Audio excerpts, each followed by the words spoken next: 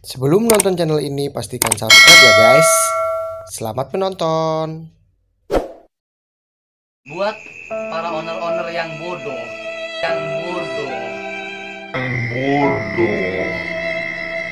kalau emang mau miara hewan bertaring, ya kita nerima apa adanya ya, emang kita Digigit ya kan. Tebelah dua. Kayak tadi ya kan. Kalau misalkan ada gigitan atau ditabu kita itu sebagai suatu kebanggaan. Bangga.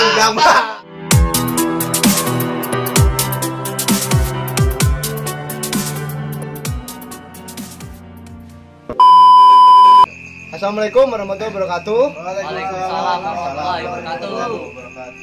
Kembali lagi di channel Rumah Otter. Channel Rumah Otter adalah channel untuk sharing otter atau berang-berang jenis cakar kecil. Gua akan menjawab pertanyaan-pertanyaan yang ada di sosmed. Terutama teman-teman yang di sosmed banyak sekali yang menanyakan perihal otter.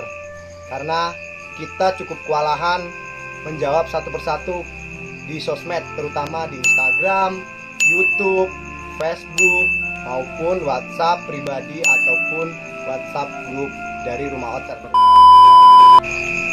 Pertanyaannya adalah mau nanya suhu. Nah, mohon maaf, di sini kami di Rumah Otter tidak ada yang namanya suhu atau orang yang dianggap pintar tentang senior lah. Atau senior. Di sini tidak ada. Karena di sini memang semuanya duduk rata, saling sharing satu sama lain tentang pengalaman dalam memelihara otter. Mau nanya suhu, kalau mau adopsi otter, persiapannya apa saja? Dari Om Jai sendiri bagaimana? Untuk persiapannya mungkin tempatnya. Tempat, lingkungan kalau sudah mengizinkan, mungkin waktu dan materi. Nah, kalau menurut dari saya ya persiapan pada saat mau adopsi otter versi Om Jai. Om Arif? Ya, yang penting masih persiapan mental. Oh, mental. Siap digigit ya Om. Siap digigit. Nah, dari kesimpulan teman-teman dari owner otter di Rumah Otter ini hampir sama ya. Intinya ya tetap harus ada waktu, finansial, dan lingkungan terutama. Nah, jadi buat teman-teman yang sudah menanyakan perihal itu, nah, bisa dievaluasi kembali bagaimana pemikirannya individu masing-masing tentang pelihara otter. Di sini ada yang bertanya karena memang di negara ini atau bahkan di Indonesia sendiri sedang mengalami yang namanya bencana maraknya wabah COVID-19, dan muncul pertanyaan yang cukup membuat kita greget juga ya, harus menjawab. Antara bingung dan greget sebetulnya sih ya nggak masuk akal juga. Nah, pada intinya pertanyaan ini cukup membuat kita harus menjawab gitu, karena tergelitik juga sih gitu dengan pertanyaan ini. Oke, pertanyaannya adalah apakah COVID-19 bisa nyebar melalui otter ke manusia? Nah, sekarang pengalaman pribadinya masing-masing tolong disampaikan tentang pertanyaan ini supaya pertanyaan ini bisa terjawab. Kang Jabat, bagaimana? Tergantung dari kebersihannya, tapi menurut pengalaman saya sih enggak, karena otter itu kan ibaratkan dia mandi aja lebih sering dari hewan-hewan lain. Dia panasan mandi, minum mandi, makan juga mandi. Ya, makan juga mandi. Karena kan lelenya masih hidup taruh di air. Oh iya. Di mandi juga makan. Oh iya. Iya. Jadi intinya lebih sering kena air. Ya kan. Nah, kalau Om Lingga sendiri bagaimana menanggapi tentang adanya pertanyaan yang seperti ini gitu? Kalau menurut saya ya kehidupan otter itu kan sering main di air, sering bersih-bersih, apalagi kan dia lebih suka di air yang bersih gitu. Menurut saya lebih bersih dan terhindar dari virus karena sering mandi. Iya, tapi jarang kena skubis ya? Skubis juga. Biasanya. Nah, kucing, anjing itu nggak pernah otter karena dia sering mandi, sering bersih. Makannya pun dia pilih-pilih. Iya. Harus yang bersih. Iya benar. Iya. Benar sekali ya. Harus yang daging segar. Kutu juga nggak ada ya, sepengalaman nggak ada otter punya kutu ya. Otter nggak ada karena dia sering mandi. Yang ada kutu nempel kelelep. Untuk pengetahuan saya untuk saat ini otter belum bisa menularkan dan belum untuk COVID ya ke manusia ya. Karena emang belum ada juga otter yang pernah COVID untuk saat ini. Iya. Itu aja sih. Intinya otter tidak Belum saat ini. belum ya. Iya, Belum ada kasus tentang otter ya. Ya, betul. Tentang otter yang menularkan ke manusia untuk wabah COVID-19 ini gitu loh. Nah, dan pesan-pesan kami juga semoga Indonesia cepat pulih dan cepat bisa berkumpul kembali ya teman-teman. Karena memang di sini juga kita saling berpangku tangan untuk sharing tentang otter. Mudah-mudahan pertanyaan ini bisa diterima dengan baik yang telah menanyakan tentang perihal pertanyaan yang tadi. Ini ada pertanyaan juga. Pengen tahu yang namanya tips dan trik pasang harness buat otter yang nggak mau diem, gimana ya caranya? Nah, pengalamannya pasti beda-beda. Ada yang dipegang bagian A, bagian B, bagian C, dan yang lain-lain. Ini kita akan jadiin pengalaman masing-masing buat owner ya. Pertama harus siap mental, siap digigit, Ya, siap berdarah. ya. Siap bolong. Iya. Karena melatihnya itu tidak gampang dari awal. Pelan-pelan, dibiasakan dulu. Ada posisi yang bagian tertentu yang harus Ya, dipegang kalau nggak? pengalaman saya itu ya karena udah terbiasa dari kecil, langsung peluk, pasang dari belakang langsung.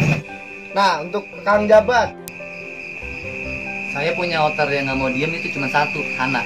Hana, Iya. ya, induk ya. Ya sudah lo ngalamin kan? saya sih sebetulnya pengalamannya pada saat mau masangin otternya Kang Jabat Hana sih ya memang agak susah. Tapi Iya. nggak tahu sih kalau Kang Jabat pernah masangin terus langsung berhasil tuh caranya kayak gimana kan? Iya, sempat waktu itu kan sempat bingung. Maklum lah, masih pemula. Kita belum tahu karakter otter kita sendiri apa. Akhirnya kita nyoba-nyoba di dalam kandang. Kandang itu kan ada sela. Kandang itu kan nggak mungkin rapet ya, ada sela-selanya. Kita nyoba si Hana, kita bayi-bayin, kita elus-elus, baru kita masukin melalui dari badannya dulu. Dan harusnya itu jangan dikencengin, tapi dikendorin sampai full, sampai dia muat tangannya, baru kita kencengin. Habis itu baru dari kepalanya. Kalau pengalaman saya gitu, cuman agak lama prosesnya. Kang Jabat sendiri punya pengalaman sendiri. Pernah pakai sarung tangan nggak kira-kira? Ini ada yang lebih kocak nih. Kang Jabat itu dulu pernah pakai sarung tangan pada saat mau masangin harness. Bener nggak sih Kang? Ya, jujur, Dibilang benar. bener. Sarung tangan apa Kang? Sarung tangan las, sumpah. Tuh sarung tangan buat ngelas. Sarung tangan las, karena kita juga masih takut itu. Apakah itu berhasil?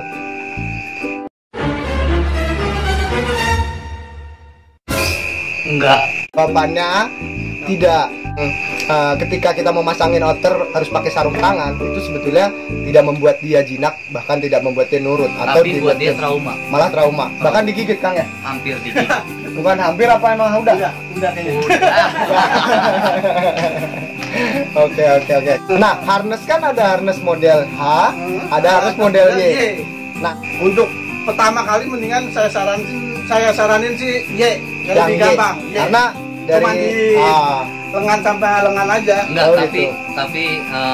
tergantung dari motornya Iya, ya. motornya ya? Motornya. Biasanya kalau harness Y itu kan karena dia kan di belakangnya dikendor nih, seperti ini nih. Iya. Jadi ibarat kan suka ada yang suka ngelepas sendiri. Oh, Motor yang gitu. nggak betah. ya, Makanya- berarti kan tergantung dari otternya. Tapi Iya. kalau untuk lebih simpelnya itu pakainya harness Y ya, Om Jaya. Iya. Kalau harness H itu kita karena memang di dadanya itu ada talinya juga. Ada lagi harus dipasangin harus lagi. Iya, Nah, itu dia. itu yang kesulitannya. Pr-nya di Tapi situ. kalau harness Y itu langsung dari AA itu lebih Untuk simpel. pemula saya saranin sih harus Y. Harness Y. Harness Nanti kesini-sininya kalau udah betah baru bisa udah diadaptasi. biasa baru udah ada saat. Oke. Nah, untuk Om Arif, otternya udah pernah pakai harness belum Om? Berbagi pengalaman dong. Kalau buat pakai harness sih belum pernah ya. Cuman ngebiasain buat pakai kalung dulu. Nah, itu. Berarti gitu. Iya. Nah, itu ada trik yang Dari lebih. pakai kalung dulu mungkin ntar bisa kebiasaan. Oh iya. Ada benda yang nempel di tubuhnya, iya. Ada seperti benda itu. yang ada di lehernya kayak gitu. Oke.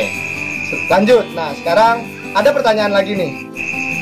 Mau tanya Om, kalau otter biar nggak kagetan, gimana caranya? Mohon pencerahannya. Nah, ini bicara otternya di usia berapa dulu ya?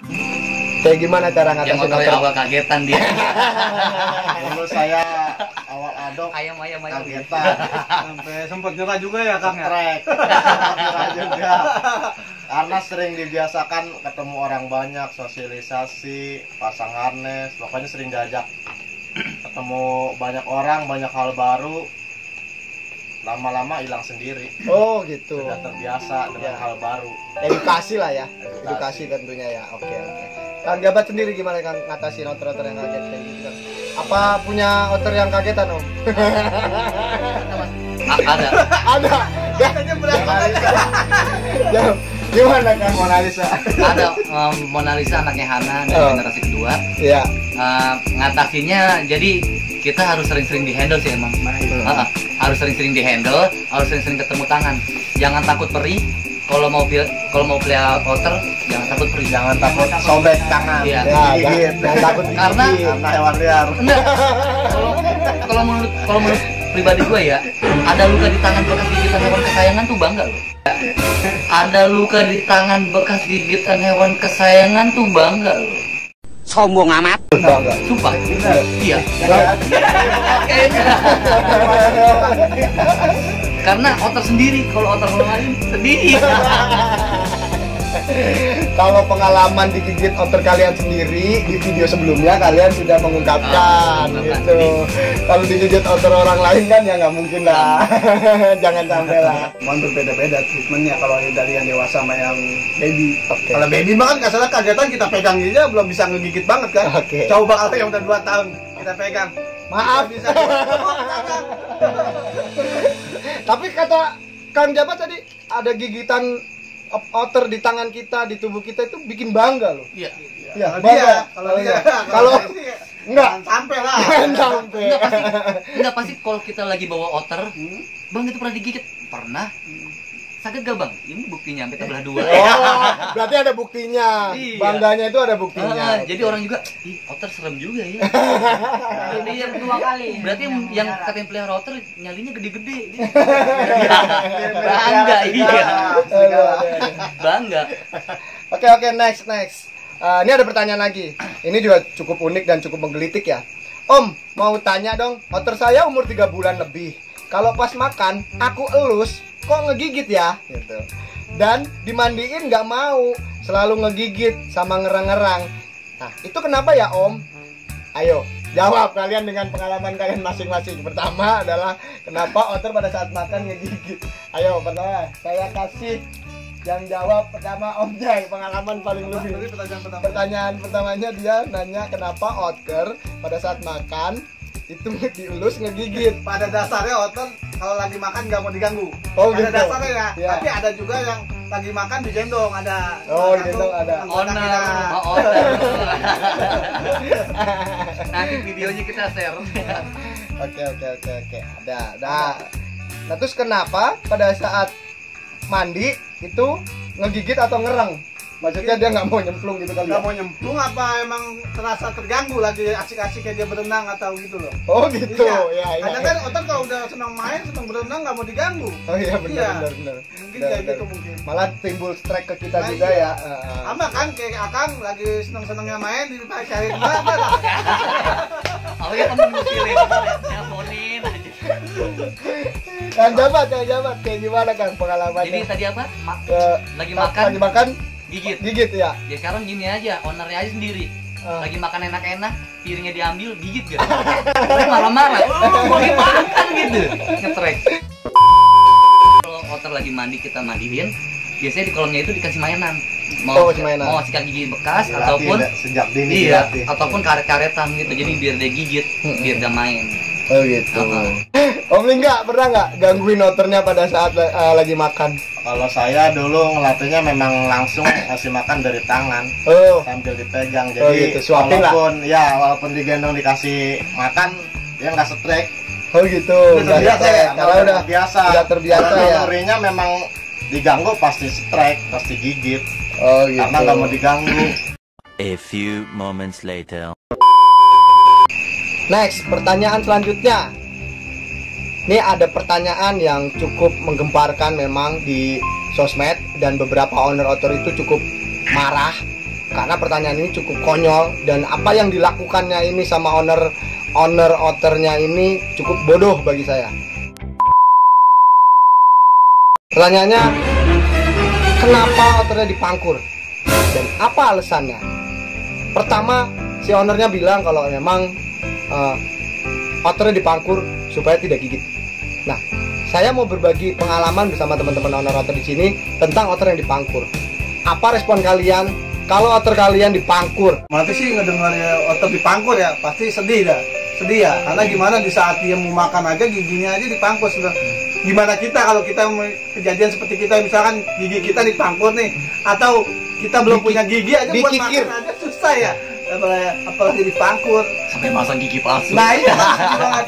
Kasihan aja kalau emang dia mungkin alasan dia dipangkur Karena nggak mau nggak mau digigit. digigit, nggak mau digigit. Mau Ya, digigit. seharusnya nggak kayak gitu dong. Cara boneka aja. Kayak boneka aja, bener. Boneka diem aja, kicok meja jalan, nggak ada gigi. Iya, iya. Paling kayak gitu sih, sedih ya. Karena kalau bisa sih janganlah, kalau emang nggak siap adop otter dan nggak mau digigit, kalau bisa jangan adop otter aja lah. Nggak usah dipangkur-pangkur, kasihan.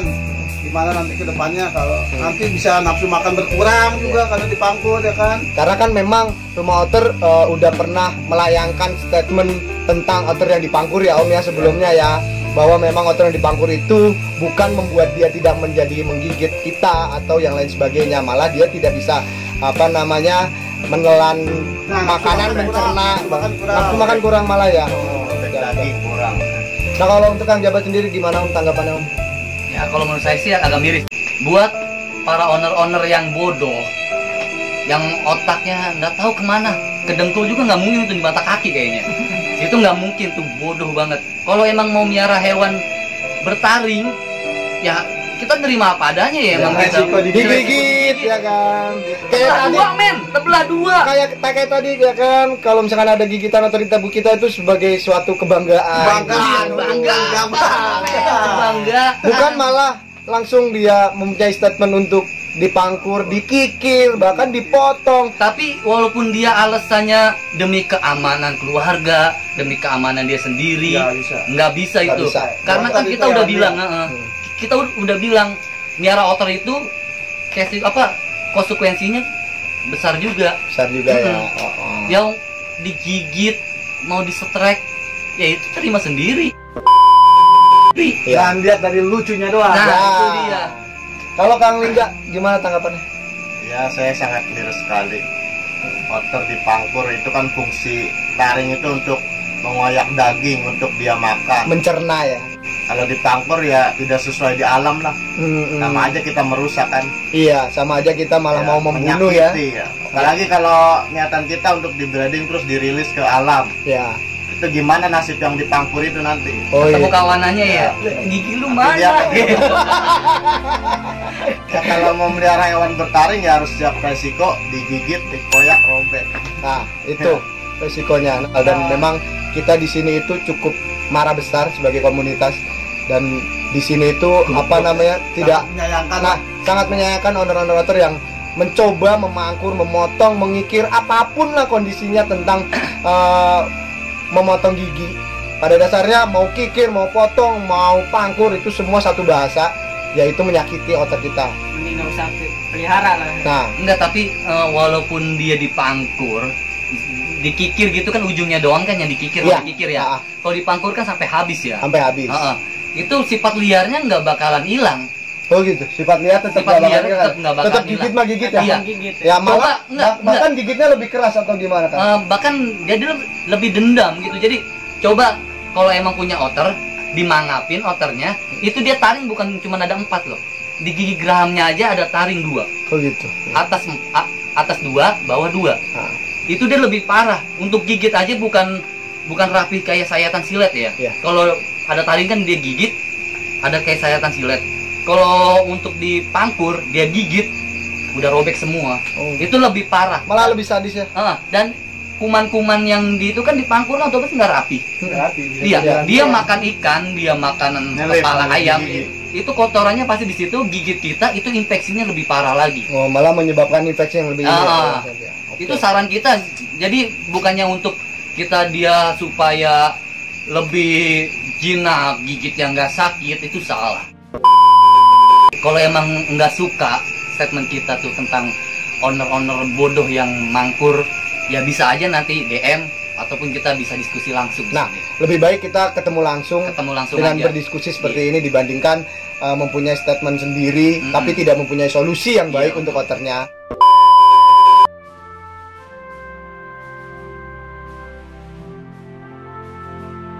Next, selanjutnya banyak pertanyaan nih.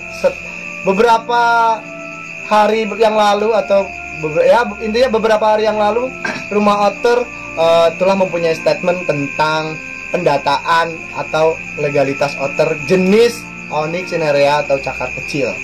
Notnya, walaupun saat ini jenis outer cakar kecil belum dilindungi oleh pemerintah dalam Undang-Undang P106 tahun 2018. Nah, di sini banyak pertanyaan bagaimana cara mendatanya, bagaimana langkah-langkah tentang pendataan di Rumah Outer sendiri untuk outer kalian masing-masing. Nah, di sini gue sudah pegang yang namanya KTP. Nah, KTP itu bukan kartu tanda penduduk ya. Kalau kebanyakan kan kartu tanda penduduk. Di sini itu adalah kartu tanda pengenal dari Rumah Outer, ya kan? Untuk mendapatkan kartu ini ada beberapa langkah yang perlu kalian ketahui. Mungkin satu langkahnya kita cari pembeda dulu nih dari outer yang kalian pelihara sama outer yang di alam liar. Di alam liar. Kalau Rumah Outer sendiri untuk cara pembedanya itu mungkin dengan dipasangnya microchip. Microchip ya, microchip. Karena mungkin solusinya itu kalau ditindik nggak mungkin kan outer ditindik, hanya aja kecil, kecil. Kalau dipakai gelang nggak mungkin ya, pasti lepas melulu lah. Mungkin salah satunya ya di Rumah Outer untuk dipasangin microchip. Gunanya pasang chip itu untuk apa gitu loh? Ya tanda pengenal kan sebetulnya sih ya. Suatu saat outer kita hilang ataupun outer kita dicuri orang, itu bisa dicari dengan identitas number chip ya Om ya. Dan number chip itu bisa dideteksi oleh scanner. Nah, kan kalau misalkan kalian punya dana yang lebih memadai, itu memang ada saran dari dokter chip itu menggunakan GPS. Di mana GPS itu sudah terhubung ke Android kalian masing-masing, ke handphone kalian masing-masing. Oke, untuk langkah kedua Kang Jabat setelah memasang chip seperti apa? Ayo coba Kang Jabat. Biasanya kalau untuk legalitasnya kita datang ke BKSD setempat untuk mendaftarkan chip yang kita pasang di outer kita. Oh gitu.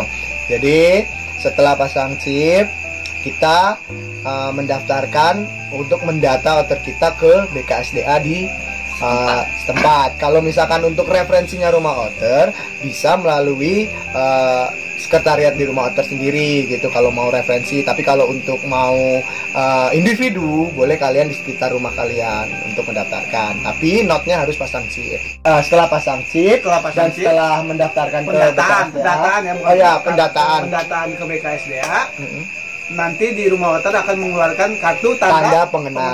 Nah, guna fungsi kartu tanda pengenal ini adalah untuk memudahkan supaya kalian tidak membawa sertifikat dari kan repot ya.